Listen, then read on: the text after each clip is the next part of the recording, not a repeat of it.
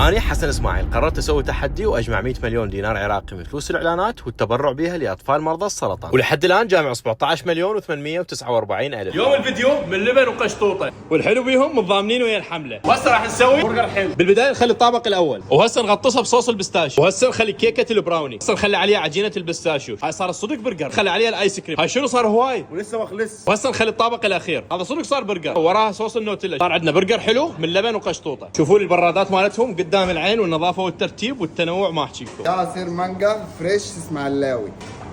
انا وانت دوق بص طعمها جميل. وهذا عصير الفراوله، وهذا الكشري المصري بس بطريقه لبن وقشطوطه. تعال معايا اوريك الفتاك. هذه عباره عن بسكويت وبداخلها مربى الفراوله. هذا الصوص خليها بالطريقه هذه وبعدها تفتتها. طيبه ولا لا؟ طيبه. شوفوا لي هذا شكلها من قريب ومبينه مشهيه، بارده وهشه وبيها شويه حموضه من الفراوله بالاضافه للحلاوه. هذه طيبه الى درجه. تعالوا هسه نفتح الثلاجه. اول شيء يجي بايدنا تفاح وموز ومانجا وعصير مانجا وعليها كريمه من فوق. والله هذه مشكله، عباره عن عصير مانجا وفراوله وجوا فواكه مقطعه واكيد بها مانجا، وبالاخير رز بلبن. وهسه خلينا نسوي الترند. هذا شنو اسمه؟ ترند بغداد، ونحط عليها الكنافه.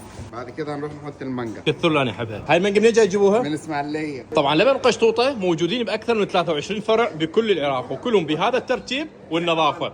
عاش ايدك. وبهذا الفيديو حصلنا مليونين، صار المجموع الكلي 19 مليون و773 ألف. شكرا جزيلا لكم وشكرا على الدعم، وان شاء الله الجاي احسن. ولا تنسون تتابعوني حتى نشوف راح نقدر نوصل ل 100 مليون لو لا.